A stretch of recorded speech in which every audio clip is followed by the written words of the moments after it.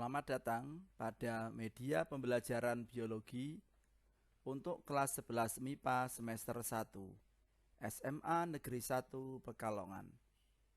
Pada media ini kita akan mempelajari sistem gerak pada manusia, khususnya materi gangguan sistem gerak. Selamat belajar. Tujuan dari media pembelajaran ini adalah bahwa setelah mempelajari materi ini, peserta didik dapat menjelaskan 1. Gangguan atau kelainan tulang. 2. Gangguan atau kelainan otot. 3. Teknologi yang berkaitan dengan sistem gerak. Materi dari media pembelajaran ini adalah 1. Gangguan atau kelainan tulang. 2. Gangguan atau kelainan otot. 3.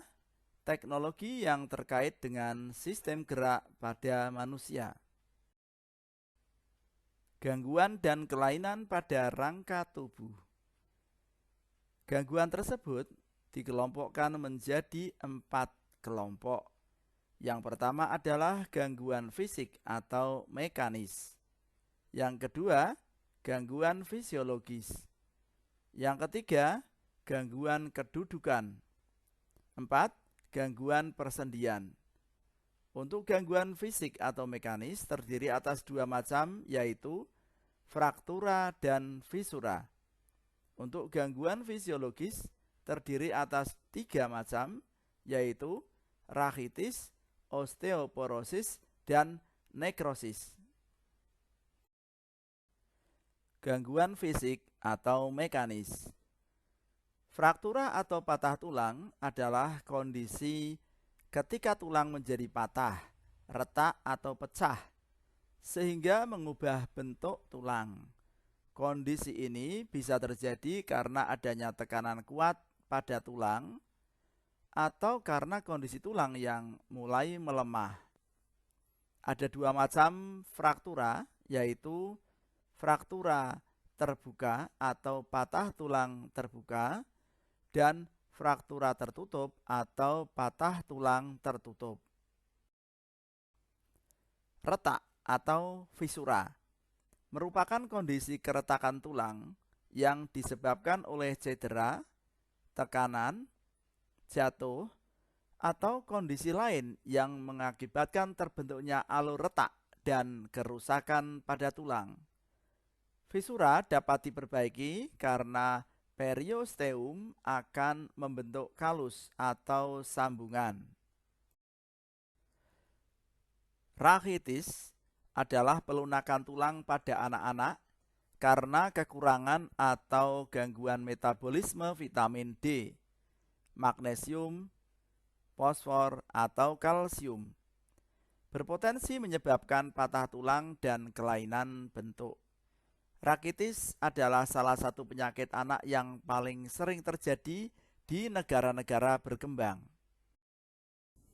Selanjutnya adalah osteoporosis, yaitu kondisi saat kualitas kepadatan tulang menurun. Kondisi ini membuat tulang menjadi keropos dan rentan retak. Osteoporosis umumnya baru diketahui setelah ditemukan retak pada tulang, setelah pasien mengalami jatuh ringan. Nekrosis. Nekrosis adalah kematian patologis pada sel atau sebagian jaringan atau organ tulang yang dihasilkan dari kerusakan irreversibel atau tidak dapat balik.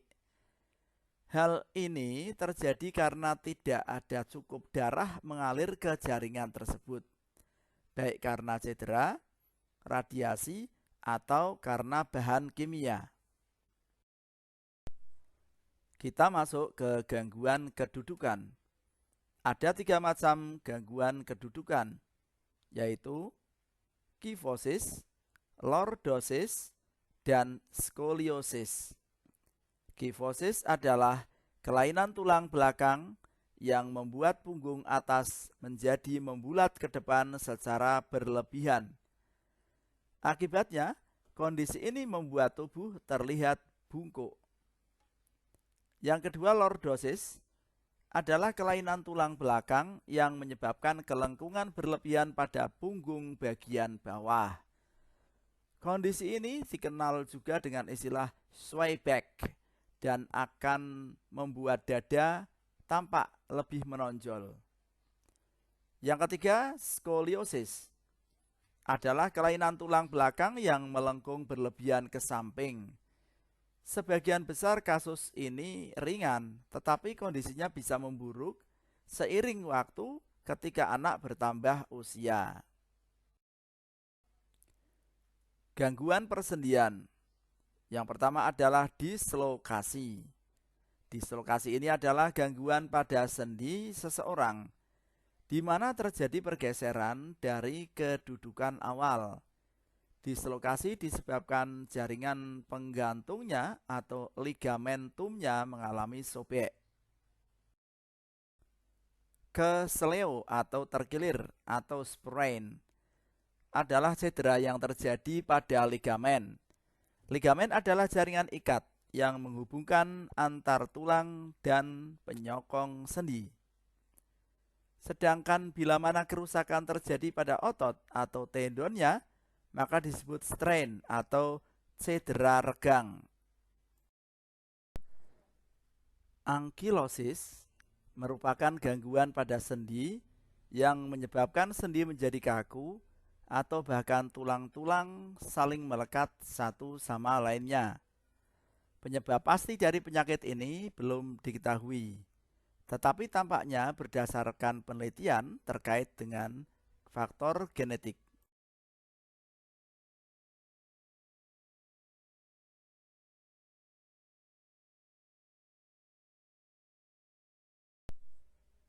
Materi berikutnya adalah gangguan atau kelainan otot. Gangguan tersebut dikelompokkan menjadi 3, yaitu pertama, gangguan karena serangan penyakit yang terdiri atas 2 macam, tetanus dan atrofi. Yang kedua, gangguan karena kesalahan aktivitas, terdiri atas 3 macam, yaitu kram atau kejang, 2, hipertrofi atau otot, dan 3, kaku leher atau stiff. Gangguan ketiga adalah gangguan otot bawaan, yaitu distrofi otot dan hernia abdominal. Beberapa gangguan atau kelainan otot yang akan kita bahas pada media ini adalah tetanus, atrofi, kram atau kejang, hipertrofi, stiff atau kaku leher, distrofi, serta hernia abdominal. Tetanus.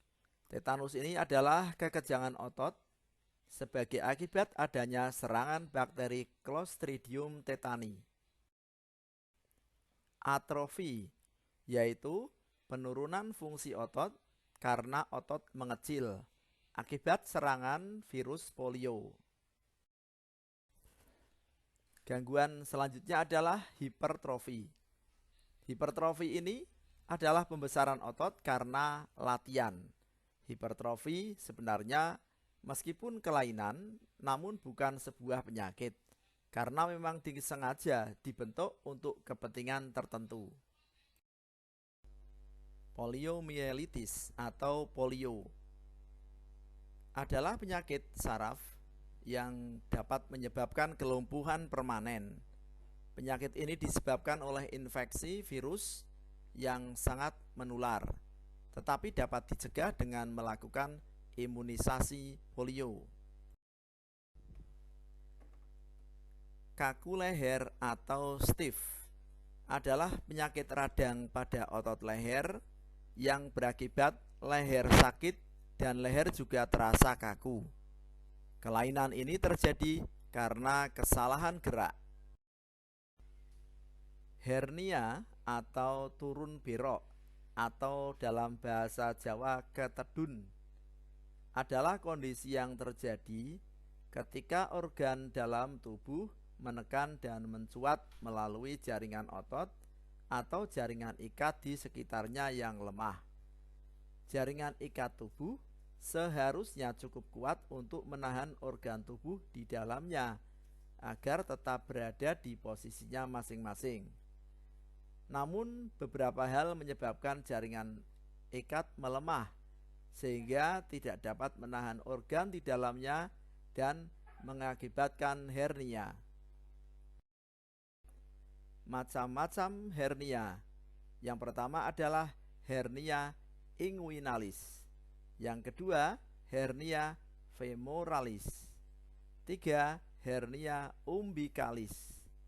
4, hernia hiatus. 6, hernia insisional. 7, hernia epigastrik. 8, hernia spigelian. 9, hernia diafragma. 10, hernia otot. Distrofi otot adalah kelompok penyakit yang menyebabkan otot menjadi lemah, kehilangan massa, dan kehilangan fungsinya. Distrofi otot dapat dialami oleh semua golongan usia, tetapi pada sebagian besar kasus, penyakit ini muncul sejak masa kanak-kanak, terutama pada anak laki-laki. Distrofi otot adalah penyakit langka. Keluhan dan gejala yang ditimbulkan oleh distrofi otot dapat bervariasi, mulai dari gejala ringan hingga gejala yang semakin memberat dari waktu ke waktu. Pada kondisi yang parah, penderita distrofi otot bisa kehilangan kemampuan untuk berjalan, berbicara, atau merawat dirinya sendiri. Miastenia gravis. Miastenia gravis menyebabkan melemahnya otot-otot rangka pada tubuh. Penyebabnya adalah adanya gangguan komunikasi antara sel saraf dengan jaringan otot, sehingga menyebabkan gerakan tubuh melemah. Gejala yang muncul bisa berbeda-beda pada setiap penderita, antara lain kesulitan bicara atau cadel, suara serak, napas pendek, dan kelopak mata turun. Penderita juga bisa mengalami kesulitan bergerak seperti bangun dari posisi duduk ke berdiri, mengangkat benda, atau naik turun tangga. Tremor. Tremor adalah gerakan gemetar yang terjadi secara berulang tanpa disengaja. Tremor umumnya terjadi di tangan dan kepala, tetapi bisa juga terjadi di bagian tubuh lain seperti kaki, perut, dan pita suara. Meski umumnya tidak mengancam jiwa, tremor dapat mengganggu aktivitas sehari-hari. Orang yang mengalami tremor akan kesulitan untuk melakukan aktivitas atau pekerjaan, seperti menulis, berjalan, menyuapi makanan, atau menggenggam benda. Penyakit Parkinson. Penyakit Parkinson terjadi karena tubuh kekurangan zat dopamin yang berperan dalam mengatur gerakan tubuh. Pada kondisi ini, terdapat kerusakan sel saraf di otak yang mengakibatkan gerakan tubuh menjadi lambat dan tidak normal. Ada 3 gejala utama penyakit Parkinson, yaitu tremor, gerak tubuh melambat, dan kaku otot. Chorea. Chorea adalah kelainan saraf otot yang menyebabkan munculnya gerakan tubuh yang tidak disadari. Penyakit ini ditandai dengan gerakan berulang yang singkat, cepat, dan tidak terkontrol. Chorea umumnya terjadi pada wajah, mulut, lengan, tangan, dan kaki.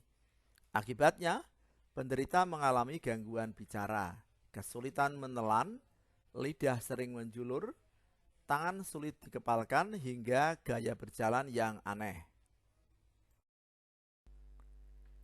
Materi selanjutnya adalah teknologi yang terkait dengan sistem gerak. Teknologi yang terkait dengan sistem gerak ini ada 3 macam, yaitu 1. Transplantasi sumsum tulang, 2. Penggantian sendi, 3. Penyembuhan patah tulang. Transplantasi sumsum tulang.